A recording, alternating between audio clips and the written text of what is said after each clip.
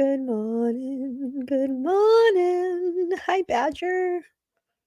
Hi, SS Dragon. It's the right room. You're in the right place. You're right where you need to be.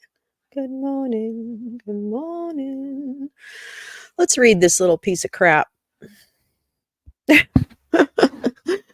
Let's read. I was trying to get my voice ever since I got that flu thing. I don't even know what it was. I guess it was a cold. Just my voice is like I can never quite clear. It's weird. I think it's just the remainders.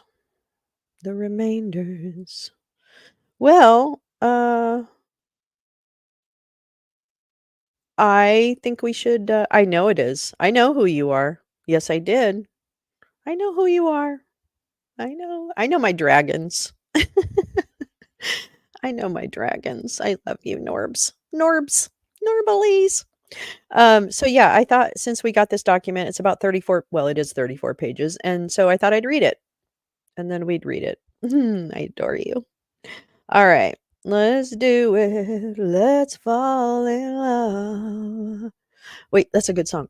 Birds do it. Bees do it.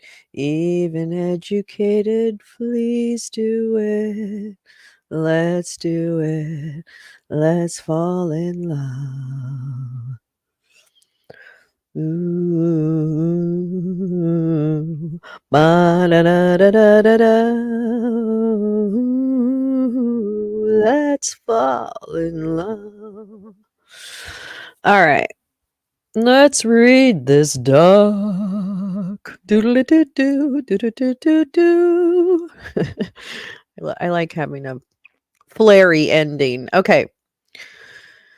Here we go. We're gonna read this thing. Ooh. Wait, let me pull up the feed so I can keep track of the chat while I read. If you wouldn't mind sharing this on the shitter or other places, that would be lovely. Thank you so much. Deeply appreciate the support. Actually, I am so grateful for everyone who even bothers to tune in. And I hope that you get something out of what I do, because if you don't, I'm gonna be really sad about it. Okay, what am I doing? Oh, that's what I'm doing.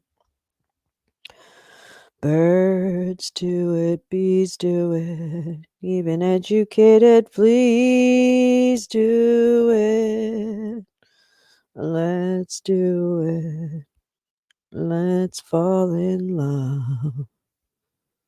Meow, meow, meow. Meow, meow, meow, meow, meow, meow, meow. Wah, wah, wah, wah, wah, wah. Whoa, whoa, whoa. Dragon, our friend's IF video. I have a bad memory.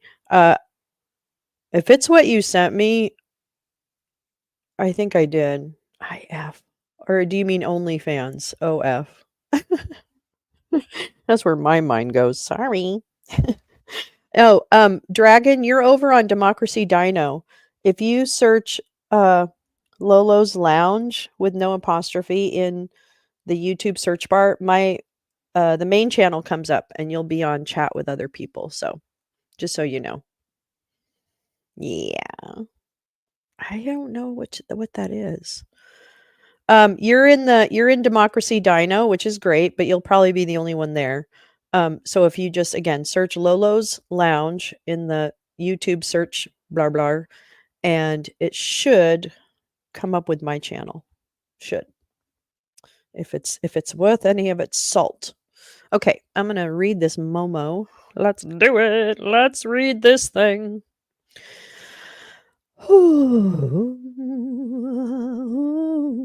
Filed at 7:03 this morning, my time, in the Superior Court of Fulton County, State of Georgia. State of Georgia plaintiff, blah, blah, blah. President Trump's motion to dismiss on due process grounds and memorandum in support. Introduction. Our country has a long-standing tradition of forceful political advocacy regarding widespread allegations of fraud and irregularities in a long list of presidential elections throughout history. Therefore, President Trump lacked fair notice that his advocacy in the instance of the 2020 presidential election could be criminalized. President Trump, like all citizens, is entitled to have fair warning as to where the line is drawn, which separates permissible activity from that which is allegedly criminal. See this case. No man shall, and this is what he's quoting Lanier, 1997. No man shall be held criminally responsible for conduct which he could not reasonably understand to be prescribed. Quote, due process bars courts from applying a novel construction of a criminal statute to conduct that neither the statute nor any prior judicial decision has fairly disclosed to be within its scope. Quote, a statute or rule may be held constitutionally invalid as applied when it operates to deprive an individual of a protected right, although its general validity as a measure enacted in the legitimate exercise of state power is beyond question. Importantly, the alleged criminal conduct underlying this indictment consists entirely of core political speech at the zenith of First Amendment protections. Political expression is the primary object of First Amendment protection, see Mills v. Alabama, and is afforded the broadest protection to, quote, assure the unfettered interchange of ideas for the bringing about of political and social changes desired by the people. Quoting Roth. The charges allege a conspiracy to unlawfully change the outcome of an election, and accuse President Trump, in conjunction with others, of violating state laws related to racketeering, solicitation, conspiracy, as well as violation of oath of a public officer. Impersonating a public. Oh, this is your. Oh, who is that? Wait. There you go, Dragon. I don't know who that doesn't matter. Okay. Blah. Let's see. Impersonating blah blah blah blah. And first, impersonating a public officer, false statements, filing false documents, and first degree forgery. None of those statutes have, in the history of Georgia, ever been utilized in a way to address the conduct alleged. As a result, President Trump did not have fair warning that his alleged conduct, pure political speech and expressive conduct challenging an election, could be criminalized, particularly since such actions have never before been prosecuted and no president has ever been criminally charged in the 234-year history of the United States of America. Due process. The indictment charges President Trump and other defendants with alleged crimes arising from activity constituting pure political advocacy. Pure political advocacy. Wait, what am I doing here? Where am I doing here? So sorry. There we go. On matters of public concern in the middle of a disputed presidential election. President Trump's actions were inspired by and fully consistent with examples from many similarly contested election disputes in our nation's history. There is a long history dating back to 1800 and encompassing elections in 1800, 1824, 1876, 1960, 2000, 2004, and 2016, among many others, of disputing the outcome of close presidential elections, including such actions as publicly alleging that election results were tainted by fraud, filing legal actions to challenge election results, lobbying Congress to certify disputed election results in one side's favor or the other, and organizing alternate contingent slates of electors to assist in such efforts. In other words, all the chief alleged acts charged in the indictment have a long historical precedent in American electoral history, and they have always been decided in the political arena. President Trump is the first person to face criminal charges for such core political behavior, and he is charged under statutes that facially have nothing to do with his alleged conduct. As a result, President Trump could not possibly have received fair notice that his conduct was allegedly criminal when he performed it, and the indictment must be dismissed for violation of the fair notice requirement of the Due Process Clause. The 14th Amendment to the U.S. Constitution provides that no state shall make or enforce any law which shall abridge the privileges or immunities of citizens of the United States, nor shall any state deprive any person of life, liberty, or property without due process of law, nor deny to any person within its jurisdiction the equal protection of the laws. Due process ensures that citizens understand the proverbial line which must be crossed before actions become criminal, and they quote, The principle that due process requires criminal statutes give sufficient warning to enable individuals to conform their conduct to avoid that which is forbidden and is one of the great bulwarks of constitutional liberty.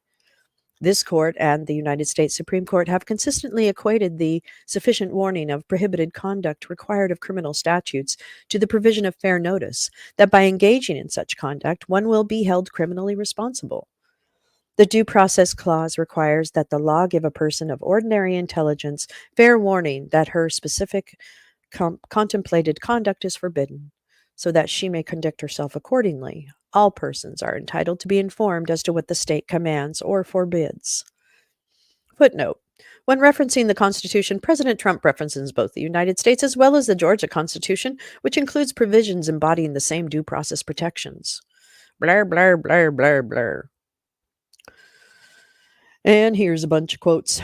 And so, quoting a bunch of cases, quote, the underlying principle is that no man shall be held criminally responsible for conduct which he could not reasonably understand to be prescribed.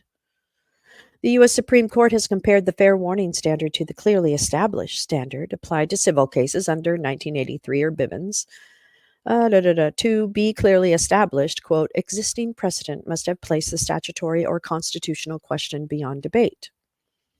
The fair notice requirement of the Due Process Clause not only requires that fair warning be given to citizens, but it also serves as a mechanism to eliminate arbitrary and discriminatory enforcement. Quote, vagueness invalidates criminal statutes that fail to provide clear warning to the average citizen of what conduct is criminally forbidden or fail to provide explicit standards for its enforcement to law enforcement officers. Vague laws without clear enforcement criteria can result in unfair discriminatory enforcement. As Justice Gorsuch aptly described, quote, vague laws invite arbitrary power. Before the Revolution, the crime of treason in English law was so capaciously construed that the mere expression of disfavored opinions could invite transportation or death. The founders cited the Crown's abuse of pretended crimes like this as one of their reasons for revolution. Gorsuch concurring in part with the judgment. Okay. The language of criminal ordinance cannot be so ambiguous as to allow the determination of whether a law has been broken to depend on the subjective opinions of complaining officials. And, excuse me, hold on. Oh, hi, Pert. How are you? Unfair. It's all unfair. Yeah, I didn't know. Let's see. I didn't know I had to listen to everybody telling me that I lost. Sorry. Okay. In that sense, the doctrine is a corollary of the separation of powers, requiring that Congress, rather than the executive or judicial branch, define what conduct is sanctionable and what is not. Quote, vague laws also threaten to transfer legislative power to police and prosecutors, leaving to them the job of shaping a vague statute's contours through their enforcement decisions. Another quote, if the legislature could set a net large enough to catch all possible offenders and leave it to the courts to step inside and say who could be rightfully detained, it would substitute the judicial for the legislative department. Finally, the fair notice requirement cannot be satisfied by post-conduct interpretation or expansion of statutes that otherwise have never been utilized to cover certain conduct. Quote, if the 14th Amendment is violated when a person is required to speculate as to the meaning of penal statutes or to guess at the statute's meaning and differ as to its application, the violation is that much greater when, because the uncertainty as to the statute's meaning is itself not revealed until the court's decision, a person is not even afforded an opportunity to engage in such speculation before committing the act in question. There can be no doubt that a deprivation of the right of fair warning can result not only from vague statutory language, but also from an unforeseeable and retroactive judicial expression of narrow and precise statutory language. Although courts routinely clarify the law and apply that clarification to past behavior, the principle, boy, these are like cherry-picked little quotes, aren't they? The principle of fair warning requires that novel standards announced in adjudications must not be given retroactive effect, where they are unexpected and indefensible by reference to the law which has been expressed prior to the conduct in issue. For those reasons, where the language in a criminal statute is ambiguous, it must be construed in favor of the defendant. Okay, you know what? Trying to stop the peaceful transfer of power and EO 13848 and all of that, that's what it's not just your opinion. that's at issue here, sir. Okay. I know. They have to try everything. I get it. Criminal statute must be construed as and if susceptible to more than one reasonable interpretation, the interpretation most favorable to the party facing criminal liability must be adopted. Another quoted section, courts therefore must avoid interpreting criminal statutes so broadly that they create vagueness concerns that would not exist if the statute were interpreted narrowly. Second, as an overly expansive interpretation of a criminal statute that poses the possibility that the judicial branch will extend a particular code section to encompass conduct that the legislature did not intend to punish thereunder. A narrow construction of criminal statutes, therefore, allows us to avoid extending the operation of those statutes by application of subtle and forced interpretations. Construing a statute narrowly, in turn, requires that we read the code provision in question according to the natural and obvious import of its language. Burp. In Botts v. State, 2004, the absence of context was a determining factor for the Supreme Court when it struck down Georgia's hate crime penalty statute. When persons of ordinary intelligence must necessarily guess at a statute's meaning or differ as to its applications, it violates due process. The question is whether the statute furnishes a test based on normal criteria, which persons of ordinary intelligence may use with reasonable safety in determining what it prohibits. The statute at issue in Botts enhanced sentences when a defendant intentionally selected his victim because of bias or prejudice. While persons of ordinary intelligence may understand those words, because of the broad signification of these words and the absence of any specific context in which a person's bias or prejudice may apply in order to narrow the construction of these concepts, the statute failed to provide fair warning of the conduct it prohibits. Okay. Sounds like they got it wrong. The Botts Court held the broad language in OCGA by enhancing all offenses where the victim or his property was selected because of any bias or prejudice encompasses every possible partiality or preference. A rabid sports fan convicted of uttering terroristic threats to a victim selected for wearing Oh, please, come on now. I'm sorry I'm reading this. False equivalence. For wearing a competing team's baseball cap, a campaign worker convicted of trespassing for defacing a political opponent's yard signs, a performance car fanatic convicted of stealing a Ferrari. What? Or any, hey, how are you? Good to see you. Ignorance is, I get that they have to do this, so I'm just trying to make my way through it without vomiting. Any bias or prejudice for or against the selected victim or property, no matter how obscure, whimsical, or unrelated to the victim it may be, but for which proof beyond a reasonable doubt might exist, can serve to enhance a sentence.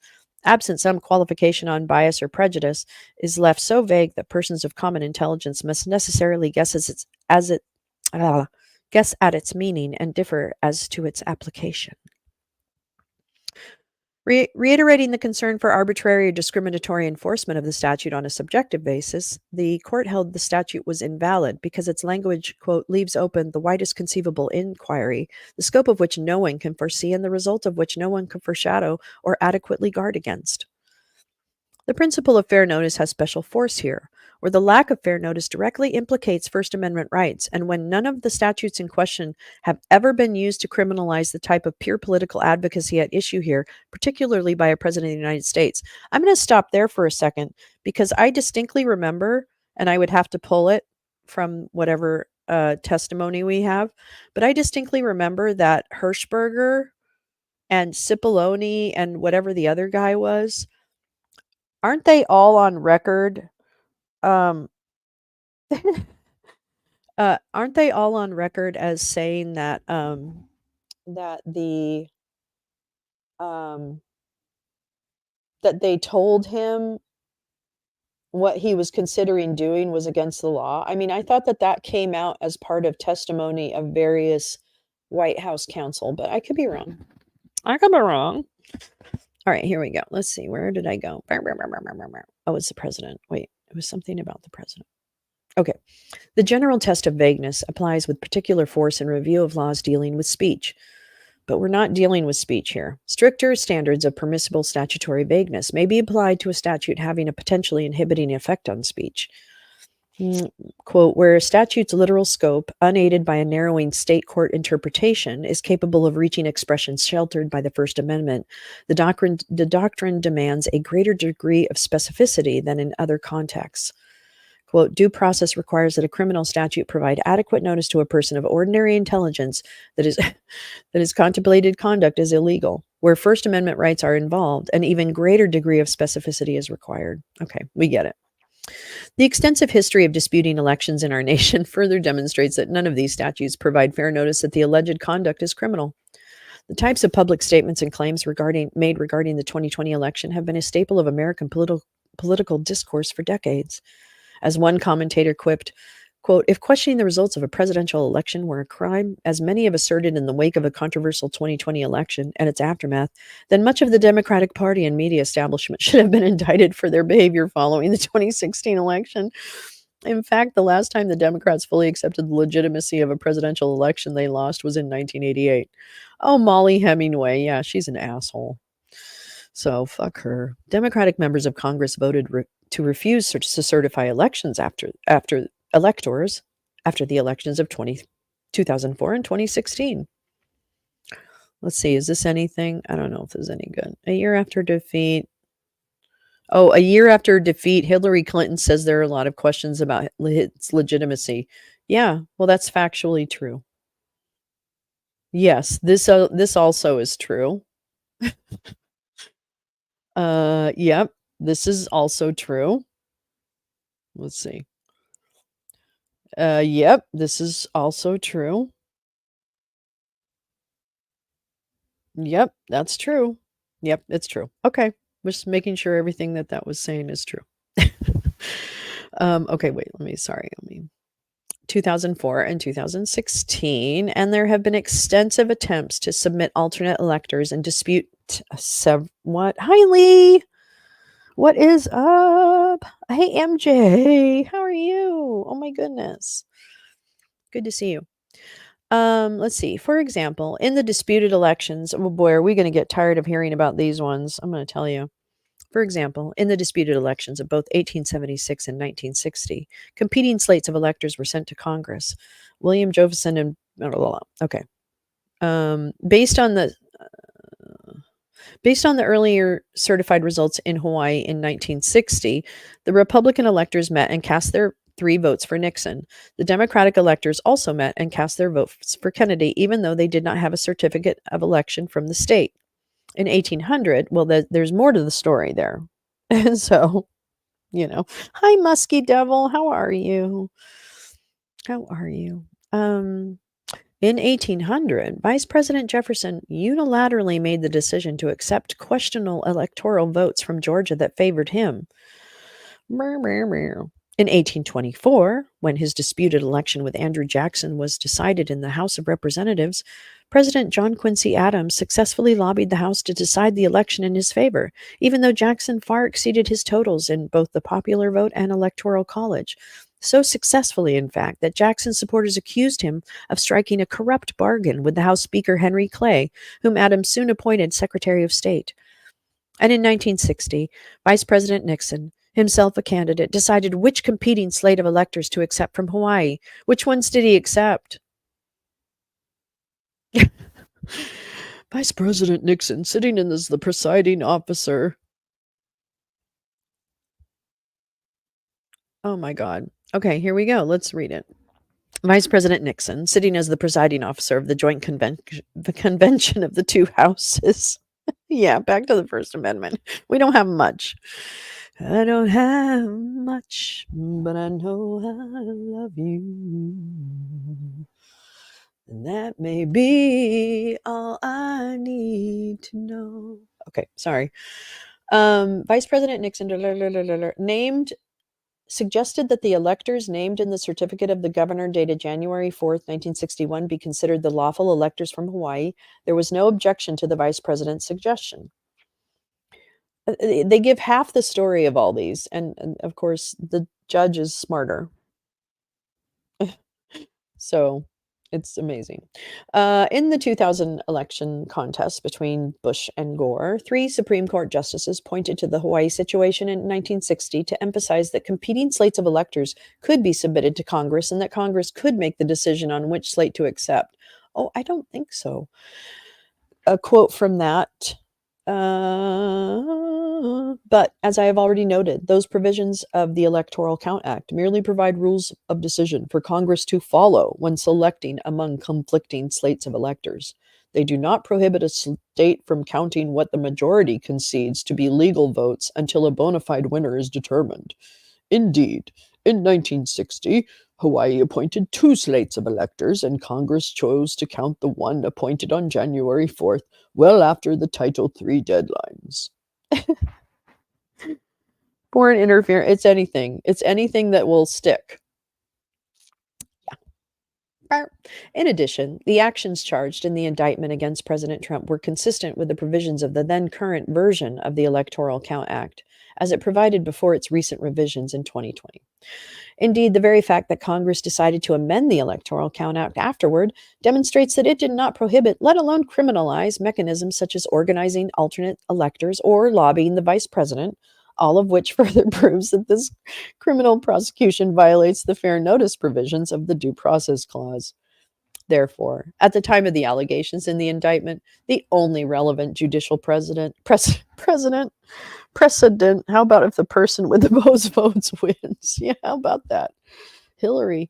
Um, Therefore, at the time of the allegations in this indictment, the only relevant judicial precedent from the 2000 presidential election treated post election challenges as lawful and included a dissent arguing that competing elector slates could be submitted to Congress in order for Congress to decide which to accept. Nuh-uh. It didn't, a dissent, because it was wrong.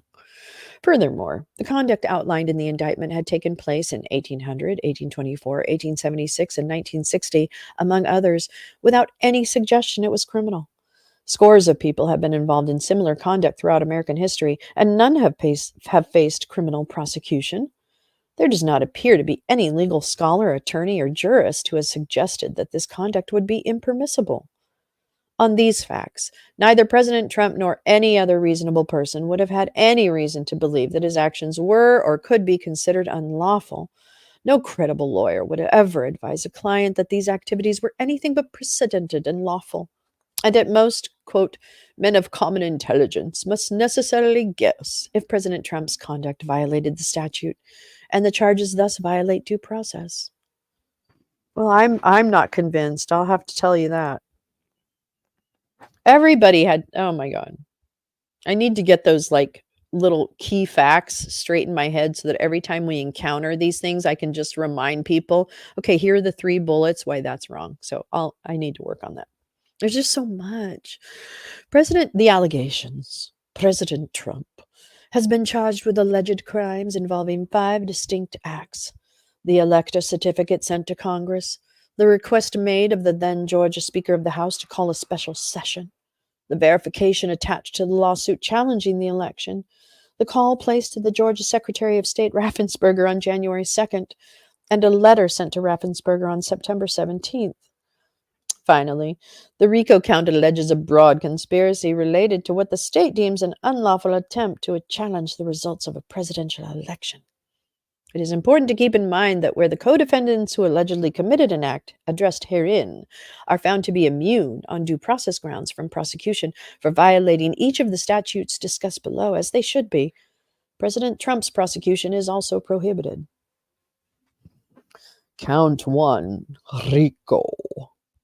RICO suave.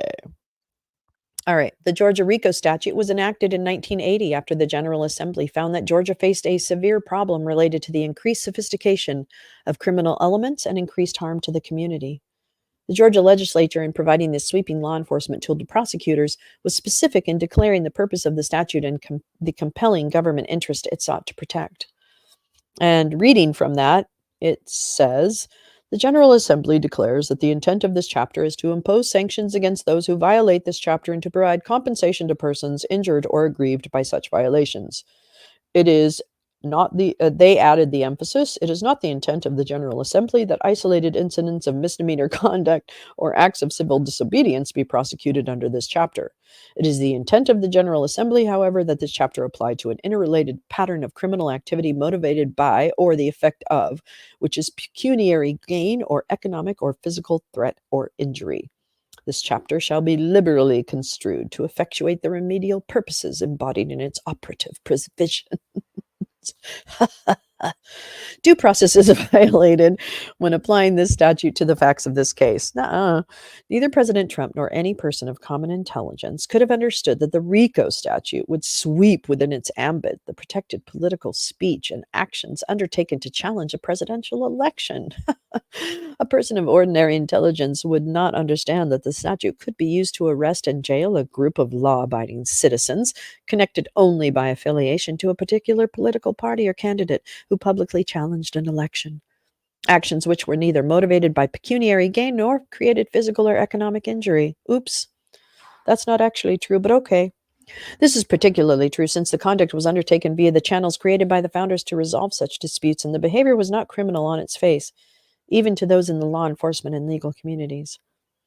The signing of certificates, creating an alternate slate of electors, actions which have taken place throughout history and are authorized by federal law, calling elected officials and asking them to redress grievances within the purview of their official duties, and reporting fraud in the election to government officials.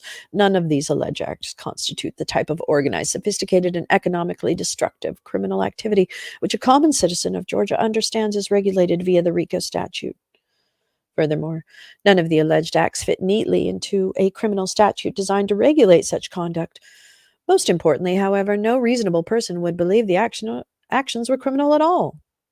Applying the RICO statute to this conduct requires the novel construction of a criminal statute to conduct that neither the statute nor any prior judicial decision has fairly disclosed to be within its scope. Quoting here. Rather than clearly establishing such use, the existing precedent does not present a single example of RICO being used against an alleged organization, which is comprised along political lines and political efforts. Nor has RICO ever covered actions challenging an election, petitioning the government, or other core political speech. In fact, a brief review of Georgia election challenges demonstrates that persons banding together to challenge elections are not prosecuted for such conduct, especially under RICO. Any attempt by the state to somehow suggest that those cases were not prosecuted because the allegations were legitimate, Stacey Abrams' allegations challenge the very core of that assertion, or, based upon sworn affidavits or expert opinions it deems credible, reveals the unconstitutional foundation upon which this prosecution is premised. A subjective determination within the context of hotly contested political disputes about which affidavits or expert opinions are true versus false is precisely the arbitrary and discriminatory enforcement due process guards against. Count 9. Conspiracy to commit impersonating a public officer. Let's read the Stacey Abrams footnote. By way of example, it is widely known that Stacey Abrams and her organization Fair Fight Action, along with other similar organizations, have at various times banded together along with individual citizens to challenge the results of elections. Okay. Furthermore, just in the Northern District of Georgia over the past 5 years, the Secretary of State has faced numerous lawsuits. Oh, that's because of Garland Favorito. That's Garland Favorito. Okay. Georgia Code makes it a felony for a person to falsely hold themselves out as a peace officer, officer of the court, or any or other public officer or employee with the intent to mislead another into believing that he or she is actually such officer. According to the Supreme Court, the statute protects the people of this state from intimidation and other potential abuses and dangers at the hands of an individual misrepresenting himself or herself as one cloaked with the authority and power which may attend public office or employment. Quote, the circumstances of this case involving the welfare of minor children well illustrate the potential perils of permitting one to falsely represent employment by a government agency to further a personal agenda. This statute is most frequently utilized in cases where a defendant impersonates a police officer, and it has also been applied to a defendant claiming to be an employee of DFCS who is investigating a child's welfare. Presidential electors are not public officers under state law. Sorry, I'm trying to keep an eye on. We're back to the I barely knew them. What? We're in the what phase of the defense. The indictment avers that the public officer being impersonated is the duly elected and qualified presidential electors from the state of Georgia. Presidential electors vote for the president and vice president of the United States by sending certificates to Congress for purposes of tallying the votes in a federal election. They are not employed by the state of Georgia, and their role relates to a federal political process, the tallying of votes on behalf of the populace. Is that spelled wrong? Oh, no, I guess it's not. Isn't that spelled wrong? Maybe. Apart from this singular task, which takes place on a singular day once every 4 years, they serve no other role or government function. They are bestowed no durable powers or duties to be performed on behalf of government, nor are they compensated beyond a $50 stipend.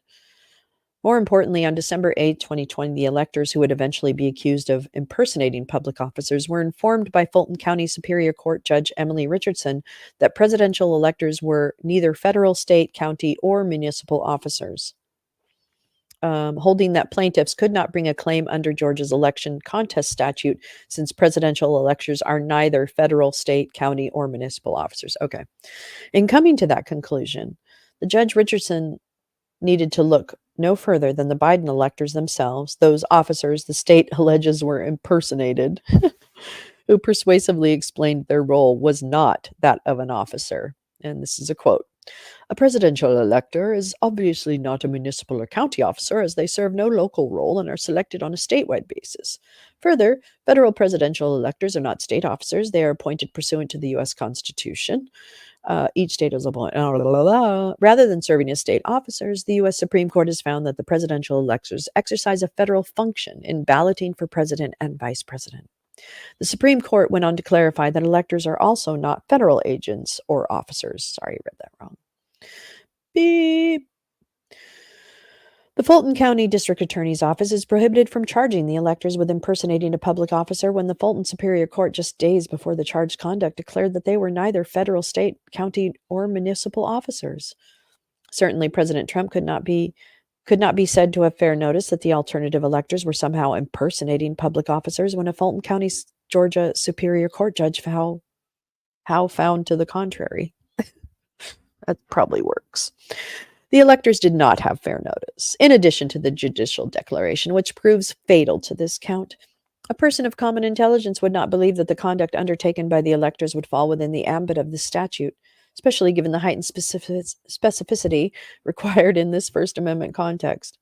Given the relative breadth and vagueness of its terms, its common purpose and use, and the lack of precedent applying the statute in this manner, the electors were left to guess as to whether they would be considered public officers.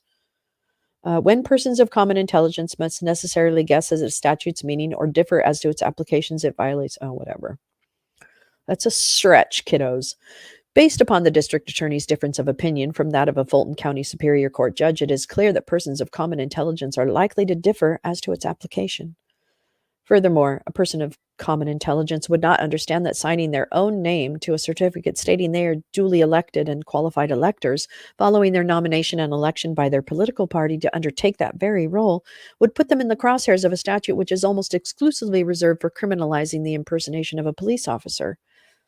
The same conclusion flows from examining its other known application to that of a DFCS worker, as that act involves the impersonation of a single person actively employed by the government.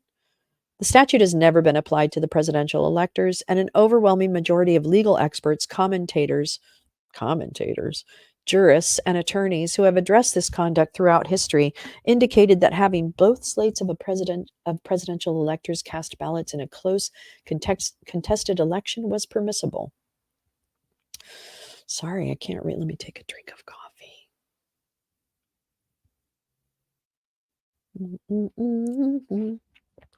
I think we're going to be able to listen to the audio of the Supreme Court oral argument tomorrow, so that's my plan for us tomorrow.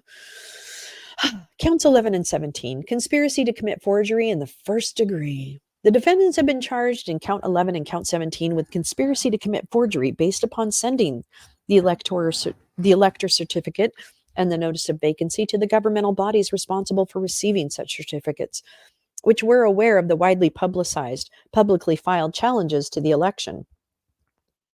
A person of ordinary intelligence understands that the forgery statute criminalizes fraud upon the unknowing individual or entity via the use of an altered or forged instrument whose authenticity appears legitimate. Citizens do not have fair notice that the statute would encompass submitting formal legal documents drafted pursuant to a widely publicized legal challenge to the governmental authority vested with adjudicating that dispute and determining which authority to grant. Put differently, a person of common intelligence understands that it is criminal to try and trick another by a forged or altered document, but they do not understand it is criminal to utilize a document to initiate a legal challenge before a government agency which is aware of the document's authenticity. Furthermore, because there have been prior instances of alternate slates of electors, the ECA specifically contemplates such a circumstance. A person of ordinary intelligence could not be said to have fair warning that submitting an alternate slate, when you are in fact the alternate slate and have publicly declared your efforts to be just that, would be a crime. Never before has the forgery statute been used in such an overreaching way to target advocacy. or fraud. Okay. Do counts 5, 28, and 38, solicitation of violation of oath of officer. Due process requires that existing precedent provide fair warning to citizens. But the existing precedent underlying these statutes has never before related to pure political speech or advocacy of any kind, nor has it ever been applied to a situation where a citizen was exercising his or her First Amendment right to petition their government for redress of grievances. By applying the solicitation statute to the violation of oath of office statute, the state attempts to criminalize requests, quote, made of a government official, which involve matters within the purview of their official position. Keep that one in your head. Keep that one in your head. It's not in the purview of his official position. But the person of common intelligence, he's not Columbo, okay? He's not Columbo. But the person of common intelligence understands that such requests are core First Amendment protected activity. Furthermore, the charges rest upon the theory that the defendant knows that such requests would violate the oath that the elected official swore to uphold. Such an analysis involves comparing what the current state of the law is to what is being requested, while applying that to the oath the official took is necessarily incompatible with the notion of fair notice. Keep in mind that Trump just refused to sign the document that presidential candidates sign in Illinois committing to defend the Constitution. So he just didn't sign that. I just want all you Trumpers who are listening, if you are listening, to know that.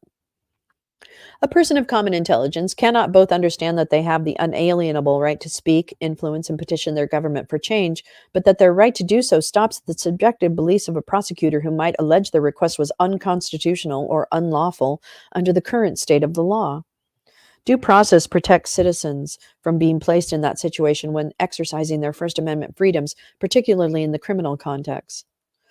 In Buckley v. Vallejo, where First Amendment rights are involved, an even greater degree of specificity is required. Okay, there is greater tolerance of enactments with civil rather than criminal penalties because the consequences of imprecision are qualitatively less severe. Quote continues, to withstand constitutional attack, a statute or ordinance which prohibits speech must be carefully drawn or be authoritatively construed to punish only unprotected speech and not be susceptible of application to protected expression. Even speech advocating law violation, which is not the case here, well, since you said it, is protected, quote, except where such advocacy is directed to inciting or producing imminent lawless action and is likely to incite or produce such action. Oh, well, Brandenburg, Brandenburg is going to be quoted a lot. Known as the clear and present danger test, the question is, quote, whether the words are used in such circumstances and of such a nature as to create a clear and present danger that they will bring about the substantive evils that Congress has a right to prevent. Well, I don't know. This is all ringing pretty true to me, babes. Oh, you're so cute, Karen. Can I search the doc by phrases? I probably can. I'm almost done, and then let me know what you want me to look for. No coffee boy could no. That's right. It turns out Trump was the coffee boy. Even speech advocating law violation. Oh, right, blah, blah, blah, blah. Oh, wait, I read all of that. Oh, here we go. Here's another thing from the statute solicitation. Only a relatively overt statement or request intended to bring about an action can bring a defendant within the statute. I don't think this is helping him.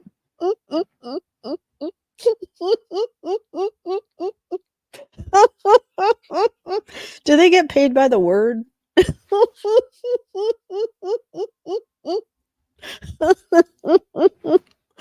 I'm sorry. I'm laughing. It's such amazing. I'm sorry. I know we still may not make it out of this alive, but I guess I'm at the hysteria phase. Okay, here we go. Count 38 alleges that by sending a letter, which he publicly published, to the Secretary of State, and I'm sorry, I'm laughing, and asking him to decertify the election close to a year after the election had been certified, President Trump solicited the Secretary of State to violate his oath of office by unlawfully decertifying the election or whatever correct legal remedy is and announce the true winner. The parties do not dispute. I'm sorry.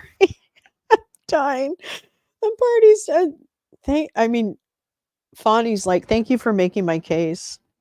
Oh, what's the matter? This court document's fake. Well, Trump wrote it, so maybe you might be right, Joe Biden. Fake channel. Okay, all right. Wait, we have to deal with someone. Oh, what's the matter? What's the matter, Joe? Fake channel. Hi, basket package.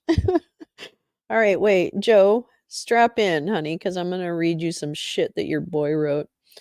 Here we go.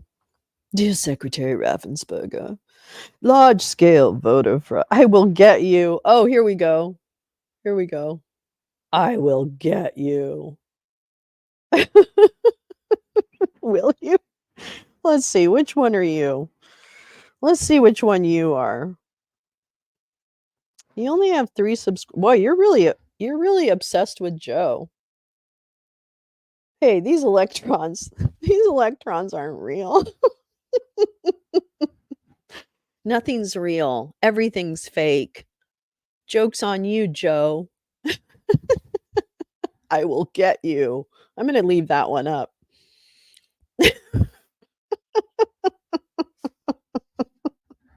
Thanks for the boost, bitch. Okay, here we go. Dear Secretary Raffensperger, large scale voter fraud. Wait, I'm crying. Wait, I'm crying. Oh man, I always go to top messages. Why? I'm untouchable.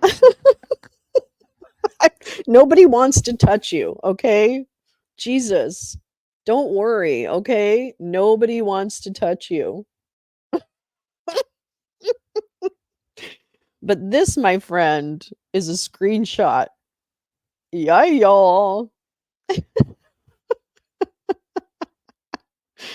Oh my god. I love it. I actually love it. I made it, Mom. All right. Large scale voter fraud continues to be reported in Georgia. Enclosed is a report of 43,000 absentee ballot votes counted in DeKalb County that violated the chain of custody rules, making them invalid. I would respectfully request that your department check this, and if true, along with the many other claims of voter fraud and voter irregularities, start the process of decertifying the election or whatever the correct legal remedy is, and announce the true winner. As you stated previously, the number of false and/or irregular votes is far greater than needed to change the Georgia election result. People do not understand why you and Governor Brian Kemp adamantly refuse to acknowledge the now proven facts and fight so hard that the election truth not be told.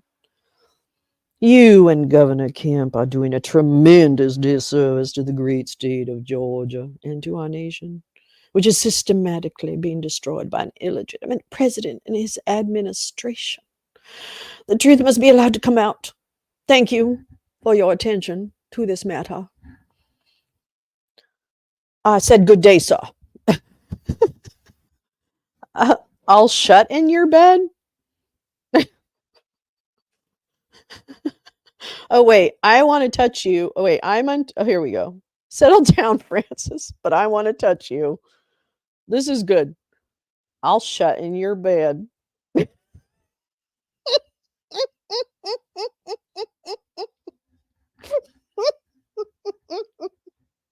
Settle down, Francis. I'm gonna put that Rogue, I'm gonna put that on, like, a little sound. That's a great idea. I'm gonna give you credit for that. I'm gonna get the "Settle down, Francis" on a sound bite and put it on a I'll shut Boy, you're sure regretting this one now, aren't you? Man, if you had just taken 1 second to look at what you typed and then correct it, think of how much more effective that would have been. Can we date? I'm Your Wrinkle, is that your name?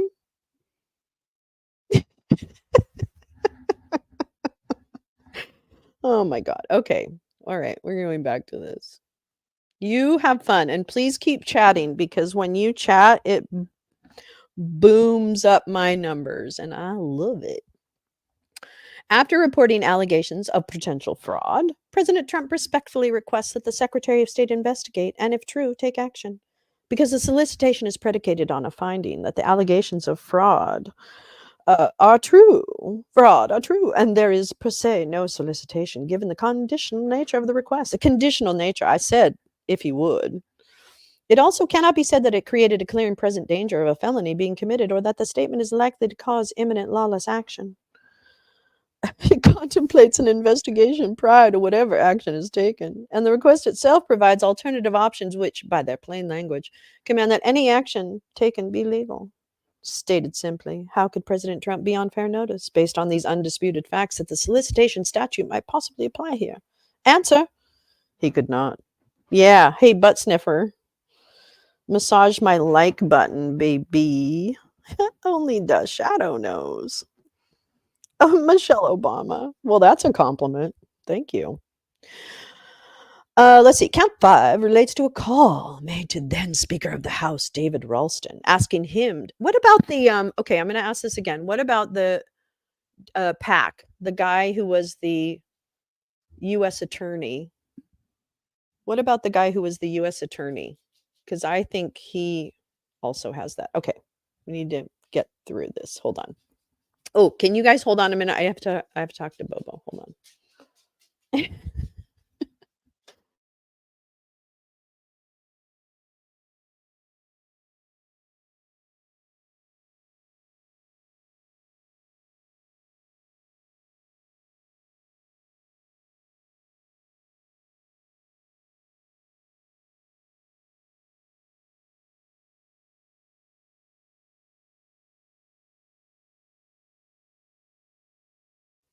Okay, plans made. All right, here we go. Boop, boop. All right, count 5. Blah, blah, blah. Okay, wait a minute. The legislature is designed as a vehicle for citizens to influence their government, and requests made by citizens to their legislators to take action. Even actions which, under the current state of the law, may be claimed to be unlawful by some, is core protected activities. This is the government body vested with the authority to determine what the law should be, and asking them to call a special session to change the law or to take other action cannot constitute a crime. Turns out it can. To determine oppositely would chill core protected speech and eradicate the principles of self-governance the United States was founded upon. If that were the case, every lobbyist seeking change may be swept within the statute's ambit. As such, according to the state's interpretation, the statute does not provide fair notice since it sweeps within its ambit the innumerable requests made of the legislature to change the law or to take action contrary to its current state. Nor can it be said that the language alleged in the indictment creates a clear and present danger of Speaker Ralston committing a felony. According to the state, asking the Speaker to call a special session became a crime because it determined the request would require the legislature to do something unlawful. But calling a special session, even for an allegedly unlawful purpose. I'm going to read this very slowly. But calling a special session, even for an allegedly unlawful purpose, is not a crime. And, therefore, any request to do so does not create a clear and present danger of a felony being committed. I think they're making Fani's case. I think that's the best part. Count 28. alleges that President Trump unlawfully solicited the Secretary of State to violate his oath of office by requesting that he unlawfully alter, adjust, and influence the certified returns for presidential electors during the January 2nd, 2021 phone call. The alleged statements on the call were not relatively overt requests, nor did they create, yes, they were, nor did they create a clear and present danger of the election results being unlawfully altered. Yes, they did. See, here's the thing, and I'm going to say this again. The MAGA and Republicans, because all of their bullshit arguments like this and just describing the crimes they're committing, because they've been able to do that unfettered on right-wing media for years now, they thought that they could say that in a court of law and it would be as accepted as the maggots who sit there and listen and soak up the pablum that they offer. But the pablum isn't going to keep them. So that's the bottom line. You can't stay if you argue with me, so shut up or leave. Because I'm smarter than you. The alleged statements on the call were not, okay, blah, blah, blah. Once again, neither President Trump nor any other reasonable person, including his lawyers who participated in the call, had fair notice that the solicitation statute would apply under these circumstances.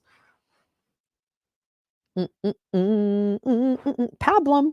The requirement that a request be relatively overt exists in part so that a person understands where the line is drawn which separates permissible activity from that which is criminal. And it also prevents an arbitrary enforcement by a biased prosecutor. The facts surrounding this call are undisputed. There was no fair notice to President Trump that his hour-long call, made in the middle of the day from the White House with many lawyers on the line. Oh, dear. Oh, they're all nervous now. Oh, no, I'm leaving the troll here. No, I'm leaving the troll. Yeah. No, maybe they'll learn something. I have no idea. Nor do I care, but whatever. The facts surrounding, okay, blah, blah, blah. Wait. Could result, okay. Oh, with many lawyers on the line. Complaining of widespread fraud in the election could result in a criminal prosecution. Yeah, it's a weak troll game, so they can stay. Maybe they'll learn something. Counts 15 and 27, false documents. The false document statute was enacted to address the filing of false liens and encumbrances against public employees. It was amended in 2014, and both the synopsis and the enacting clause relate only to the filing of false liens. The state, through its indictment, interprets the amendment as an expansion of the statute beyond that of false liens. Even assuming the state is correct, which it is not, the statute as amended fails to provide adequate warning of the conduct it prescribes. Both the caption, quote, expands the protection against the filing of false liens to all citizens. Well, now you definitely don't know me. And the synopsis is amended by revising the code section relating to filing false liens or encumbrances against public employees, references only the filing of false liens. Furthermore, the main object of the legislation and title only relates to false liens, and nothing about the amendment indicated an intent to extend the statute beyond that. Instead, the language made clear it was amending the statute related to false liens to, quote, expand the protection against the filing of false liens to all citizens, rather than simply public employees, as the statute originally contemplated. I'm not going to read that. It's a synopsis of it. Blah, who cares? The fair notice doctrine of the due process clause, because we're going to jump back to this, is violated by interpreting the statute in a way which is inconsistent with the plain language of the amendment and the notice thereby given to citizens of what the statute is being expanded to cover. Citizens cannot be left to guess at a statute's meaning or differ as to its applications, and where a statute is ambiguous, either on its face or through its interpretation, it must be construed in favor of the defendant. I know they're going to push that, but the fact of the matter is evidence. That's all.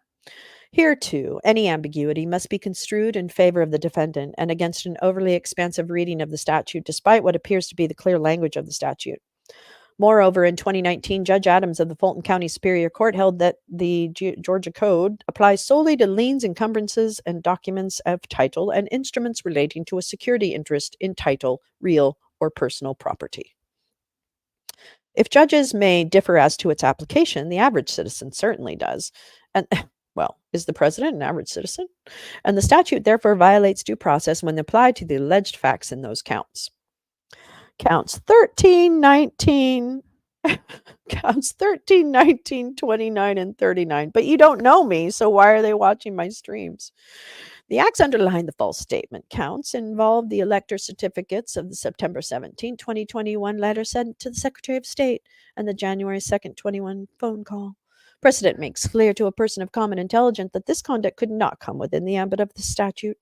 As the court in Snyderman noted, this statute is modeled on the long-standing federal false statement statute, which criminalizes affirmative false statements and concealment of material facts designed to deceive and harm lawful government functions. As properly construed, this section may only be applied to conduct that persons of common intelligence would know was wrongful because it could result in harm to the government. I love that he's making Fani's case. Oh, yeah. The elector certificate, the letter, and the call did not create or pose any additional harm to the government.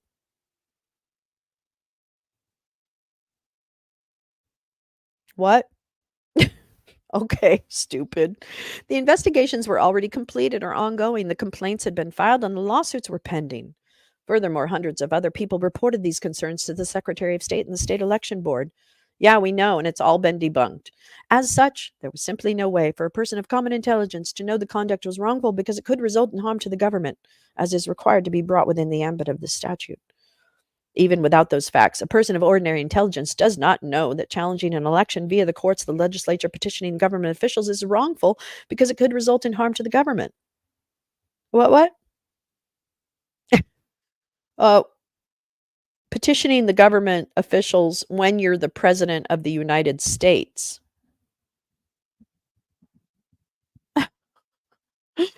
To the contrary, such actions are you what's the matter? Do you need a juice box? Do you need a juice box? Do you need a juice box, honey? What's the matter? What's the matter? You want attention? Grab your crotch. Grab your crotch because I'm giving you what you want. Come on, baby. Come on, baby. Come for mama. Come for mama. Get the fuck out of here.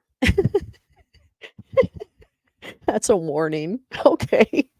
You're President Biden? Okay. Well, I voted for you. Let's see. To the contrary, such actions benefit society since the accuracy of an election is of paramount importance to all citizens, and dispelling false claims is part of the necessary process of ensuring faith in the results. Citizens who wish to file a complaint but have no way of verifying their concerns are left to guess at the statute's potential application to their conduct and fear whether the government may later charge them with a crime based upon disliking the viewpoint of their complaint. This is especially dangerous when it is the government who has the power and duty to investigate allegations, and it is impossible for ordinary citizen to investigate or verify such facts. That situation stands in dark contrast to the governmental interests the statute was designed to protect, prohibiting allegedly false statements, which in this instance did not exist, knowingly made about matters within the personal knowledge of the individual, particularly when in response to the government investigations or pursuant to obtaining government authorization of funds, is plainly a legitimate government interest. Clearly, a person understands that they cannot lie to the police in a murder investigation or falsely claim payment for services which were never rendered to Medicare patients. It is clear that the crime of false statements was intended to guard against statements made about objectively verifiable facts, which this was, within the personal knowledge of the speaker, which the listener believes the speaker knows for certain and is stating as such.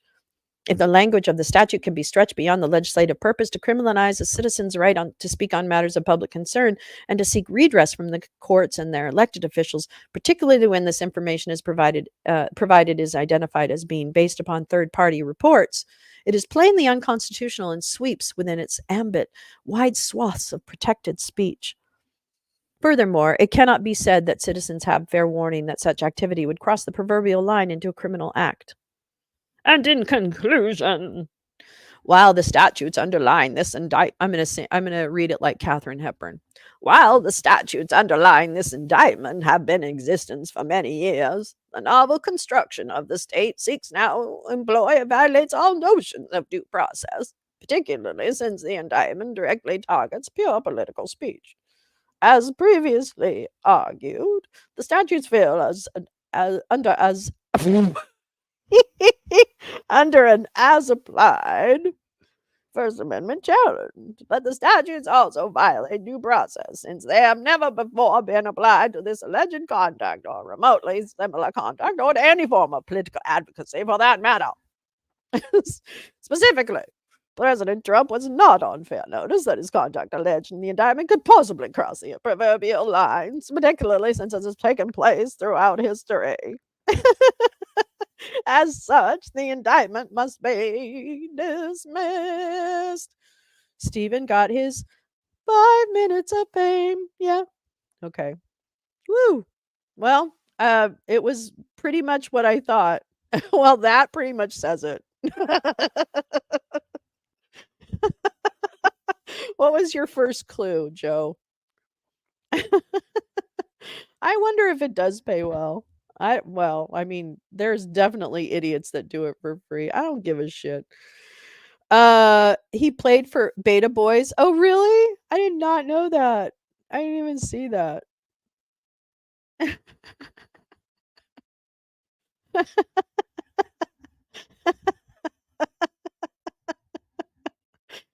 It's true though. I mean, where's the lie?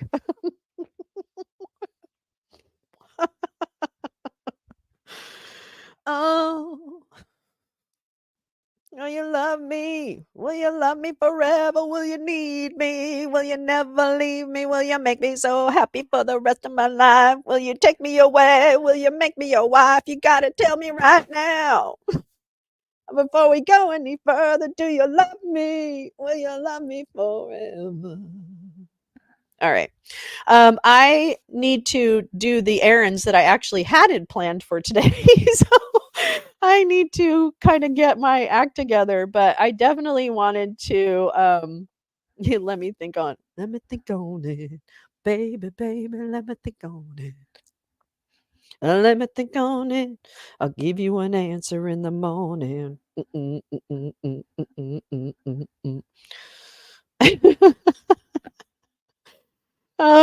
Anyway, thank you so much for stopping in and watching, and I hope you enjoyed reading his Hail Murray. That's what I call it instead of a Hail Mary.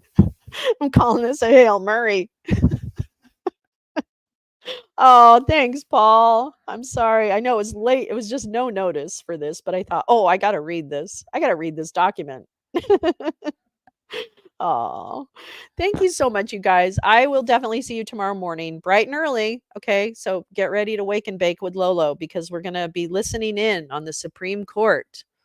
Ooh, it's gonna be a big day. So get ready. I'm gonna wake up early and get everything ready. So never a dull moment. That's right. Yeah, absolutely. Absolutely. Bravo. Yeah. Thank you. Thanks, Oomph. Thank you, everyone. Really appreciate it. Have a great day.